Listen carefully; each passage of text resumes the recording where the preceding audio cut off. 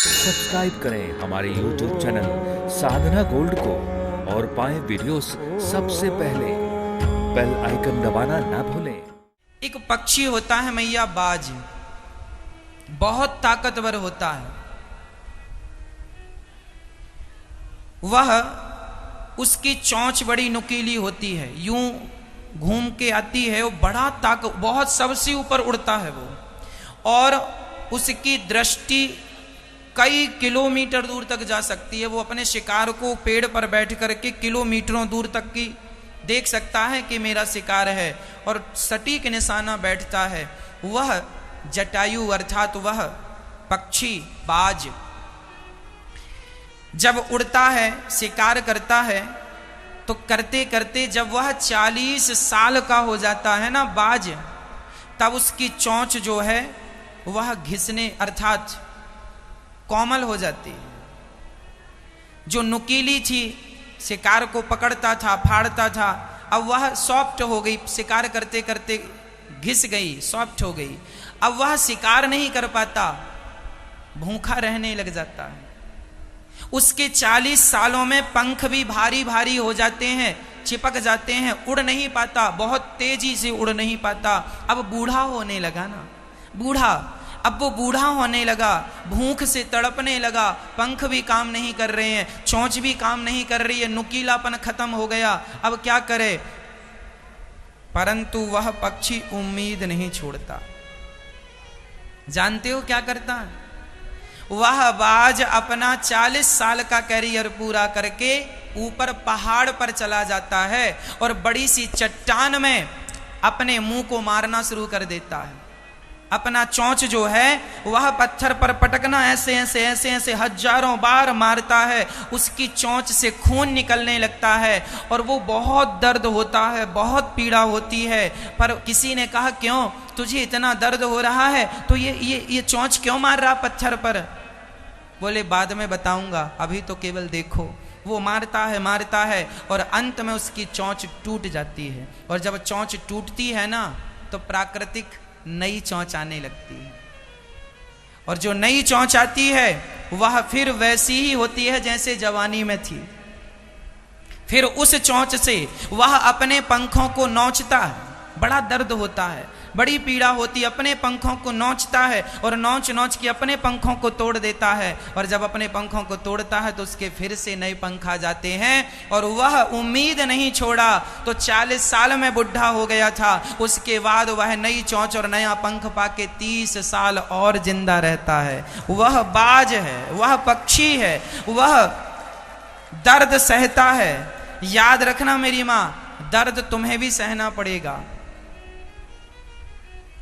दर्द तो भगवान राम को भी 14 साल के वनवास का सहना पड़ा। दर्द तो पांडवों को भी 12 साल के वनवास का सहना पड़ा। दर्द तो मंगल पांडे को भी सहना पड़ा। चंद्रशेखर आजाद को भी दर्द सहना पड़ा। पृथ्वीराज चौहान की भी आंखें फोड़ दी गई, दर्द तो उन्हें भी सहना पड़ा। लेकिन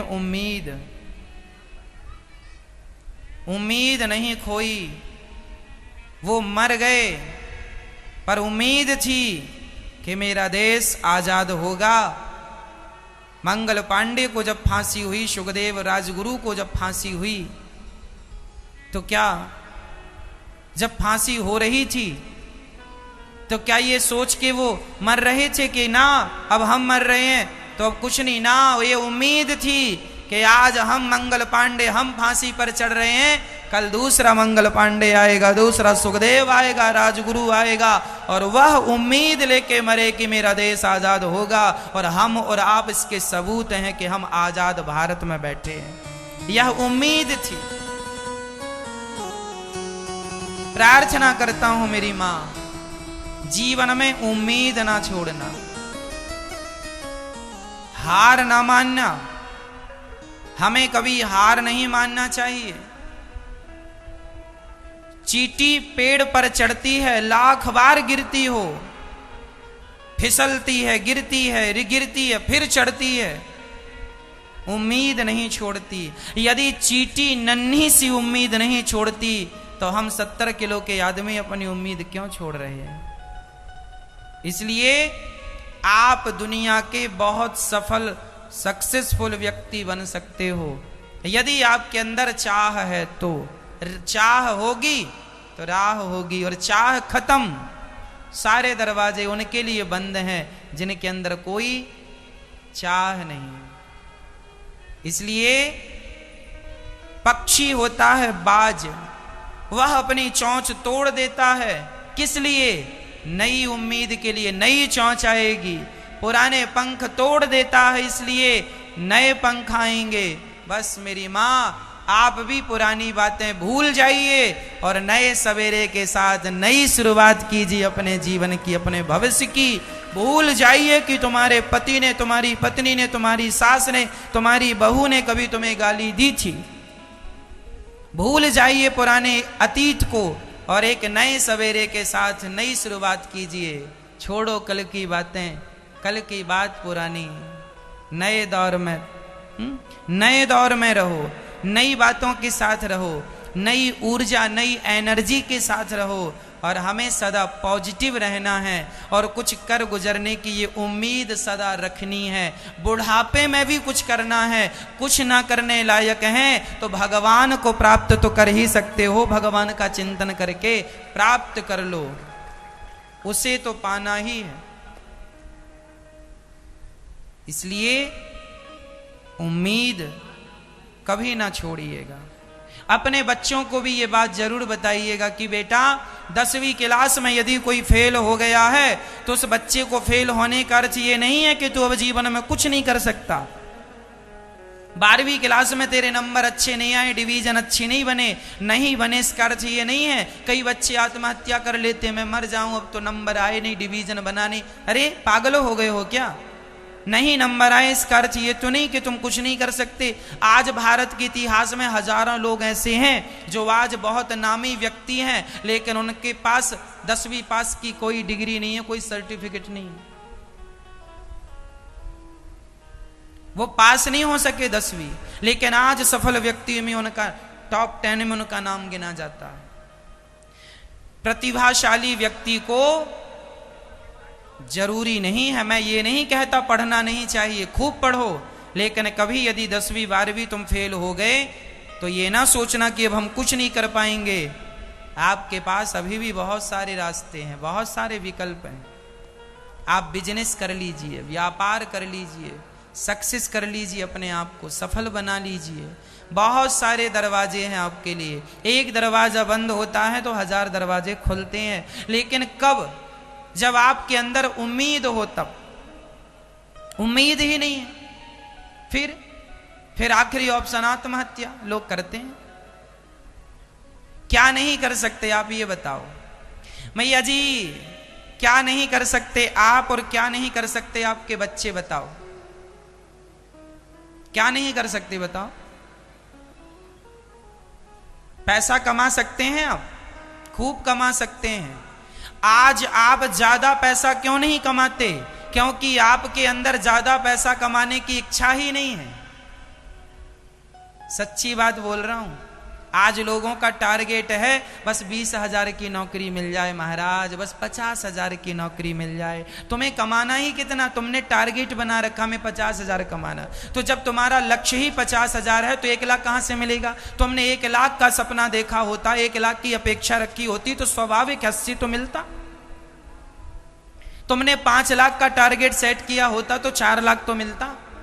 तुमने 10 लाख का टारगेट सेट किया होता तो 8 लाख तो मिलता। लेकिन नहीं, तुमने अपनी बुद्धि को विकसित किया ही नहीं। बस 10,000, 20,000, 50,000 मिल जाए महाराज, बस इसी में हम गुजारा कर लेंगे। गुजारा कर घिसटती रहेगी हमारी जिंदगी, घिसटती रहेगी। हमें कमाना ही नहीं है, बस दाल रोटी चलती रहे। दाल रोटी क्यों चलती रहे? हलवा पूड़ी चलाओ ना, हलवा पूड़ी खाओ। क्यों दाल रोटी के पीछे पड़े हो? सोच तुम्हारी छोटी है, उम्मीद तुम्हारी कम है, इसलिए तुम छोटे रह गए।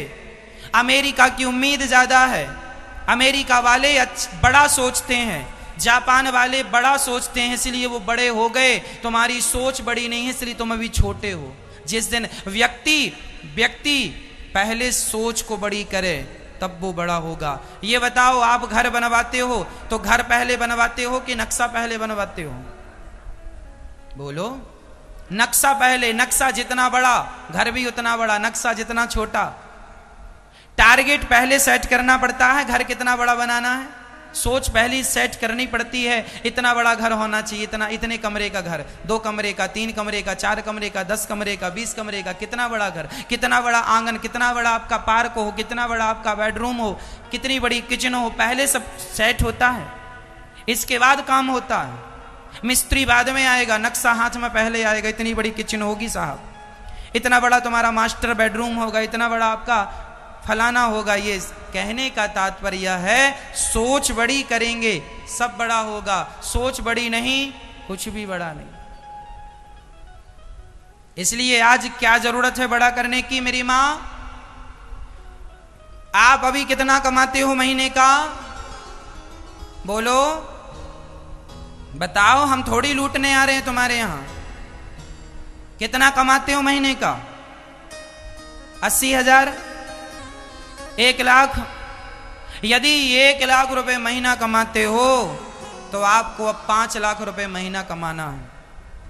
यदि 20,000 रुपए महीना कमाते हो तो आपको 70 और 80,000 रुपए महीना कमाना है।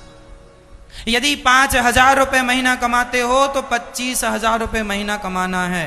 जो आप कर रहे हो वो तो करो, पर साइड बिजनेस, साइड इनकम होनी चाहिए सबकी। पैसे आने के कई स्रोत होने चाहिए। पानी जब कुआं खोदते हैं तो वही कुआं सक्सेस होता है जिस कुएं में पानी के स्रोत कई होते हैं। कई मतलब बहुत।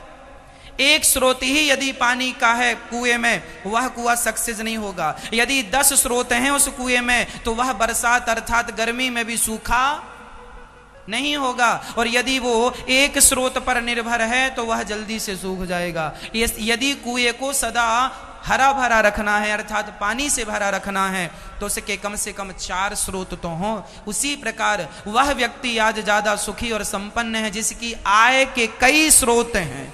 आय मतलब इनकम के कई स्रोत हैं। आपके कितने स्रोत हैं इनकम के?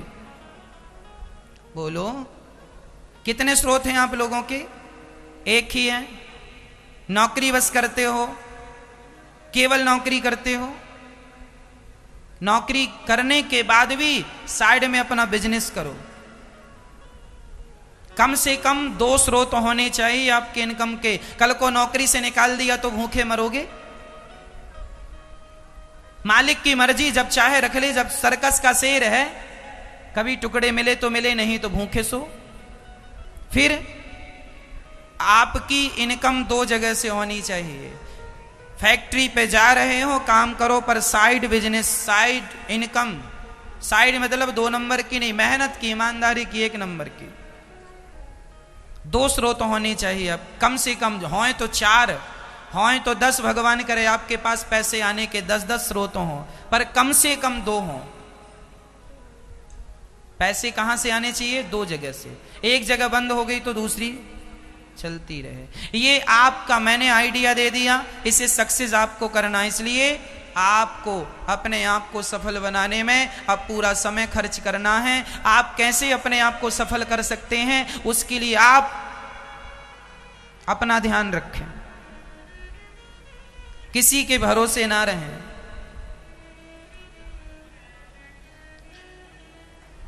हमें बस एक चीज नहीं छोड़नी। क्या है वो? जोर से बोलो, और जोर से, और जोर से। हमें उम्मीद नहीं छोड़नी। उम्मीद का दिया जलता रहे। हम कुछ कर लेंगे, हम कुछ कर पाएंगे, हम बहुत कुछ कर सकते हैं। अपने आप को कभी कम ना समझना मेरी मां। हमारे भारत की प्रॉब्लम यही है, हम अपने आप को दूसरे आदमी से कंपेयर करते रहते हैं। अरे अब हम भी, एक बहन, एक भाई, वह कहता है वो फलाना व्यक्ति इतना सफल है, इतना सक्सेस हो गया, हम उसके जैसे कब बने? अरे तुम्हारा दिमाग खराब हो रहा, उसके जैसे क्यों बनना है? उसकी प्रतिभा अलग है, तुम्हारी अलग है। तुम उससे भी आगे जा सकते हो। वो ही रहेगा, तुम ही रहोगे। कोई बन पाया? राम के बाद दूसरा कोई राम पैदा हुआ हो आज तक के इतिहास में तो बताओ, हुआ कोई? फिर कृष्ण भगवान के बाद कोई दूसरा कृष्ण आया, फिर कोई कैसे बन जाएगा? वो जैसे हैं वो हैं, तुम हो, वो है। उसके जैसा अपने को ना बनाओ, अपने को तो बस मेहनत करके अपने को ऐसा बनाओ कि अपने को किसी के जैसा ना बनना पड़े, अपने जैसा सब बनना चाहें, ऐसा टारगेट लेके चलो। अपने आप को इतना सक्सेस बनाओ कि हमें हमारे जैसे लोग बने, हम किसी के जैसे, हमें किसी के पीछे नहीं चलना, हमारे पीछे लोग चलें। अपने आप को इतना सफल बनाओ, और ये तब सफलता मिलेगी जब आपकी उम्मीद बरकरार रहेगी। उम्मीद बुझी, दिया बुझा, खत्म अंधकार।